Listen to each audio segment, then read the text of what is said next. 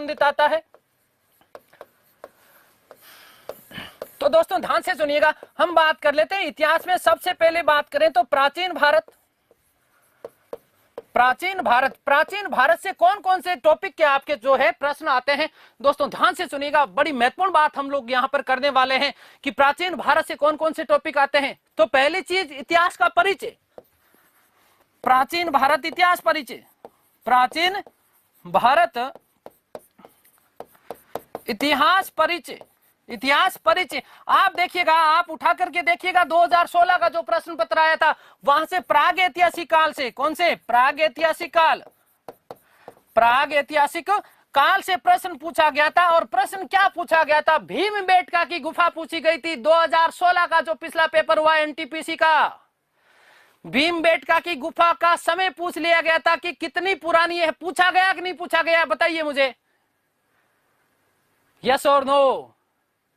तो पहली चीज आपको याद रखना है, पहला चीज याद क्या करना है कि प्राग ऐतिहासिक काल वाले, यहां से प्राचीन भारत के इतिहास के परिचय से ये वाली चीजें महत्वपूर्ण है। और महत्वपूर्ण बात क्या दोस्तों, वन लाइनर, सीधे सीधे बहुत बेसिक से प्रश्न आते हैं, बहुत ज्यादा डिटेल में हम लोग चलेंगे नहीं। वैसे एक एक कॉन्सेप्ट में आप लोगों का क्लियर करवाते जाऊंगा और मेरी गारंटी है इस 90 दिन के दौरान आपको हिस्ट्री जीना सिखा दूंगा, ये मेरा आपसे वादा है।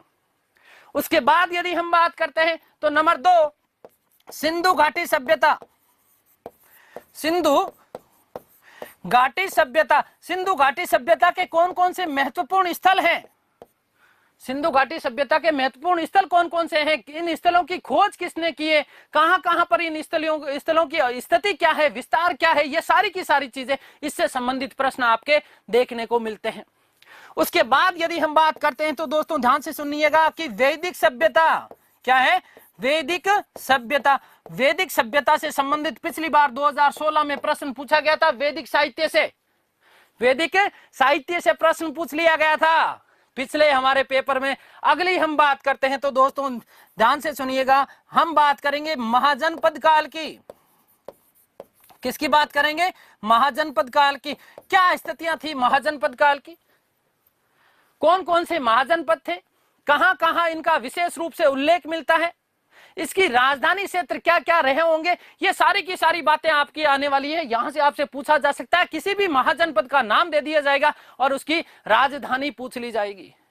आपका सीधा सीधा एक टॉपिक है कि प्राचीन भारत के नगरों के नाम, इसी में आपका कंप्लीट हो जाएगा। क्या, प्राचीन भारत नगरों के नाम, प्राचीन भारत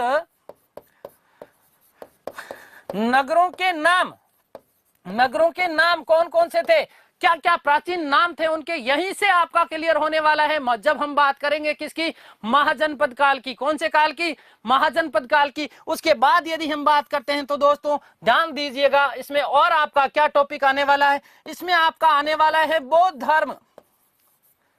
बौद्ध धर्म आने वाला है। बौद्ध धर्म के संस्थापक कौन कौन कौन थे, भगवान बुद्ध के बारे में सारी की सारी चीजें आने वाली है। उनका जन्म कहां हुआ, कब हुआ, किन किन परिस्थितियों में हुआ, उन्होंने कौन से 4 दृश्य देखे जिन दृश्यों ने उनके जीवन को पूर्ण रूप से परिवर्तित कर दिया, कौन कौन सी बौद्ध संगीतियां हुई, कहां पर उन्होंने अपना प्रथम उपदेश दिया, ये सारी की सारी चीजें इस टॉपिक में हम लोग चर्चा करेंगे, जहां हम बात करेंगे बौद्ध धर्म की। आगे यदि हम बात करते हैं तो दोस्तों बात करेंगे हम लोग जैन धर्म की।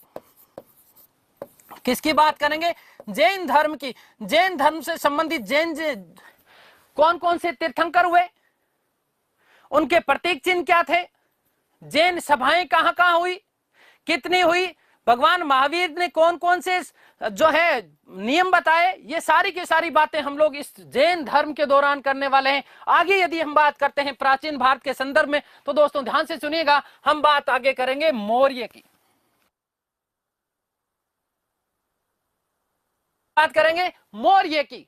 किसकी बात करेंगे, मौर्य की। और मौर्य के बाद में आपका विशेष रूप से क्या है, गुप्त काल है। क्या काल, कौन सा काल है, गुप्त काल है। छोटा सा टॉपिक है जहां पर क्या दिया है, गुप्तोत्तर काल दिया गया है। गुप्त और गुप्त के बाद में क्या है, गुप्तोत्तर काल। कौन सा काल? गुप्तोत्तर काल। और यहां विशेष रूप से ध्यान से सुनिएगा, यदि हम प्राचीन भारत और मध्यकालीन भारत की बात करते हैं तो प्राचीन भारत और मध्यकालीन भारत की जो कला संस्कृति, इस दौरान कौन कौन से मंदिरों का निर्माण हुआ, कौन कौन से नगरों का निर्माण हुआ, क्या क्या चीजें थी, इन समस्त चीजों के बारे में आपके क्या पूछे जाते हैं? प्रश्न पूछे जाते हैं।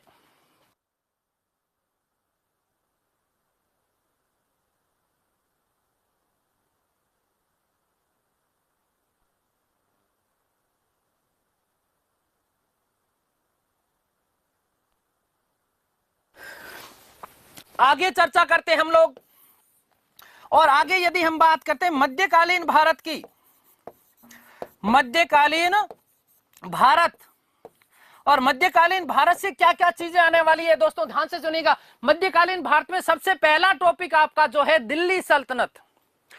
गुलाम वंश से लेकर के लोधी वंश तक के जो शासक हुए, उनके काल के दौरान कौन कौन सी महत्वपूर्ण घटनाएं हुई, ये सारी की सारी चीजें दिल्ली सल्तनत, क्या चीज है? दिल्ली सल्तनत है आपका। तो इन दिल्ली सल्तनत की चीजें हम लोग पढ़ने वाले हैं, दिल्ली सल्तनत। और उसके बाद यदि हम बात करते हैं तो बड़ा महत्वपूर्ण टॉपिक है क्या? मध्यकाल के प्रमुख राजवंश और उसके संस्थापक। मध्यकाल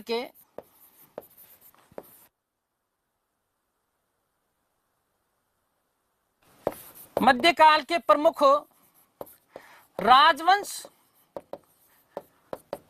वे संस्थापक, कौन कौन से मध्यकाल के दौरान कौन कौन से नवीन राजवंशों का उदय हुआ। यहां पर हम बात करेंगे विजयनगर और बहमनी साम्राज्य की। किसकी बात करेंगे? विजयनगर और बहमनी साम्राज्य की विशेष रूप से हम यहां पर बात करेंगे। जौनपुर की भी बात करेंगे, सरकी वंश की भी यहां पर हम लोग चर्चा करने वाले हैं। उसके बाद यदि हम बात करते हैं तो दोस्तों ध्यान से सुनिएगा कि संपूर्ण मुगल काल है, मुगल काल, मुगल काल में केवल प्रमुख शासक, जैसे पिछली बार यदि एनटीपीसी के प्रश्न पत्र की बात करें तो पूछा गया था, बहुत हलवा सा प्रश्न आया। क्या प्रश्न आया? हलवा आया। कैसे आया? ध्यान से सुनिएगा, प्रश्न मैं आपको बताता हूं, आप जल्दी से मुझे उत्तर दीजिएगा। जैसे प्रश्न क्या आया था कि भारत में मुगल वंश के संस्थापक कौन थे? आप पिछला पेपर उठा करके देखिएगा, आप पिछला पेपर उठा करके देखिएगा कि मुगल काल, भारत में मुगल वंश के संस्थापक कौन थे? भारत में मुगल वंश के संस्थापक कौन थे? चलिए जल्दी से बताइएगा मुझे। मुगल वंश के संस्थापक भारत में बाबर माने जाते हैं 1526 में। यह सीधा सा प्रश्न आया आपका। आगे बात समझ में क्लियर है भैया? आपकी जो दिन वाली क्लास चल रही है वो यथावत रहने वाली है, उसमें कोई चेंज नहीं है। आरआरबी एनटीपीसी का यही टाइम रहने वाला है 4:15 का। बाकी की जो आपकी 11:45 वाली जो क्लास हो रही है वो बिल्कुल उसी टाइम पे रहने वाली है। देखिएगा बिल्कुल, मेरे कितने प्यारे बच्चे हैं, सबको पता है बाबर बाबर बाबर बाबर। ठीक है, आगे बात समझ में। तो प्रमुख शासक आने वाले हैं यहां पर, कला संस्कृति आने वाली है, कला संस्कृति आने वाली है। ठीक है, मुगल काल के दौरान कौन कौन सी विशेष इमारतें, कौन कौन से भवन, यार गजब के लोग हो, थू थू थाने नजर नहीं लागे भाई, है ना?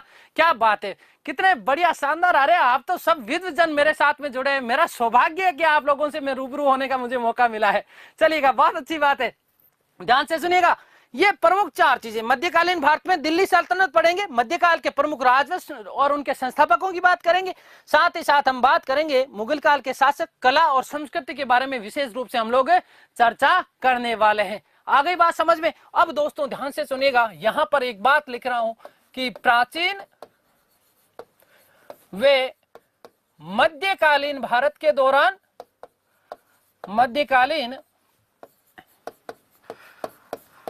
भारत के दौरान कला संस्कृति, क्या चीज? कला संस्कृति। पिछली बार गुप्त काल से एक प्रश्न आया था। गुप्त काल से क्या प्रश्न आया था दोस्तों?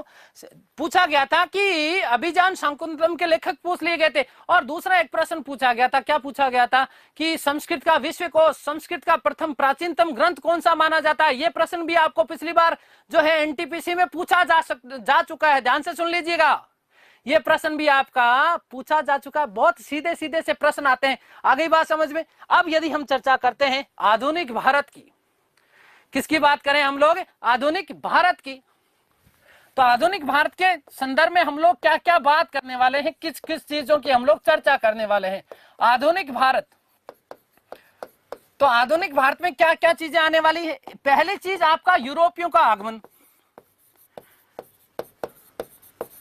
यूरोपीय कंपनियों का आगमन, कंपनियों का आगमन, ये वाला टॉपिक आपके लिए विशेष महत्वपूर्ण है। कौन कौन से यूरोपीय पहले आए, जैसे हम बात करेंगे पुर्तगालियों की बात करेंगे, डचों की बात करेंगे, अंग्रेजों की बात करेंगे, हम डेनमार्क वाले लोगों की बात करेंगे, हम फ्रांसीसियों की बात करेंगे। ये सारे के सारे लोग जिस जिस क्रम में आए, कौन कौन सी इन्होंने कंपनियों की स्थापना की, ये सारी की सारी चीजें आने वाली है। आगे बात समझ में, आधुनिक भारत में पहला ही टॉपिक क्या है, यूरोपीय कंपनियों का आगमन। उसके बाद यदि हम बात करते हैं नंबर 2, तो ध्यान से सुनिएगा कि गवर्नर जनरल, गवर्नर जनरल क्या पूछे जाएंगे आपसे, गवर्नर जनरल व उनकी नीतियां, भारत में जो जो गवर्नर जनरल आए, कौन आया, पहला बंगाल का गवर्नर जनरल कौन था, रॉबर्ट क्लाइव, ये लोग हम लोग चर्चा करेंगे। फिर उसके बाद में 1772 का रेगुलेटिंग एक्ट, जहां पर हम बात करेंगे वारेन हेस्टिंग्स की। उसके बाद में संपूर्ण भारत के गवर्नर जनरल की यदि हम चर्चा करेंगे तो हम बात करेंगे विलियम बेंटिंग की। हम भारत में अंतिम अंग्रेजी गवर्नर जनरल की बात करेंगे ब्रिटिश ईस्ट इंडिया कंपनी की, तो उस समय हम बात करेंगे किसकी, लॉर्ड कैनिंग की। भारत में प्रथम गवर्नर जनरल एंड वाइसराय की यदि हम चर्चा करेंगे तो भी हम बात करेंगे किसकी, लॉर्ड कैनिंग की। किसकी, लॉर्ड कैनिंग की। 1857 की क्रांति, और 1857 की क्रांति के समय भी कौन गवर्नर जनरल थे, तो ये सारी बात भी हम कैनिंग के बारे में बात करने वाले हैं। किस प्रकार से उसकी नीतियां रही, किस प्रकार से लॉर्ड डलहौजी ने जो है व्यक्तिगत सिद्धांत अपनाया, कौन कौन से राज्यों को उसने हड़पा, किस प्रकार से लॉर्ड कॉर्नवालिस ने यहाँ स्थायी बंदोबस्त किया। आगे बात समझ में, हम कैप्टन रीड की बात करने वाले हैं, रैयतवाड़ी व्यवस्था की बात करेंगे, हम महलवाड़ी व्यवस्थाओं की भी यहाँ पर क्या करेंगे, बात करेंगे। आगे बात समझ में क्लियर है। नंबर 3 यदि हम बात करते हैं तो दोस्तों ध्यान से सुनिएगा, 1857 की क्रांति, 1857 की क्रांति, और इसी के साथ एंड भारतीय राष्ट्रीय आंदोलन, भारतीय राष्ट्रीय आंदोलन, राष्ट्रीय आंदोलन से संबंधित वन लाइनर प्रश्न, कौन सा आंदोलन कब प्रारंभ हुआ, किस किसने प्रारंभ किया, ये सारी की सारी चीजें आपकी यहां से आने वाली है। और एक टॉपिक आपका यहां पर विशेष रूप से बच जाता है, भारतीय राष्ट्रीय कांग्रेस, भारतीय राष्ट्रीय कांग्रेस, राष्ट्रीय कांग्रेस, इससे संबंधित भी हम लोग चर्चा करेंगे कि कांग्रेस की स्थापना कब हुई, कौन कौन से अधिवेशन थे, और इन अधिवेशनों के दौरान कौन कौन से अध्यक्ष बनाए गए। तो ये 3 विशेष रूप से हमने बात की, प्राचीन भारत के संदर्भ में, हमने बात की मध्यकालीन भारत के संदर्भ में, और हमने बात की आधुनिक भारत से विशेष महत्वपूर्ण जो बड़े टॉपिक आपके जहां से हमें कवर करने हैं, ये सारे के सारे आपके टॉपिक आपके यहां से पूछे जाने वाले हैं। क्लियर हो गई बात, यस और नो, जल्दी से बताइएगा। यहां तक किसी को कोई भी डाउट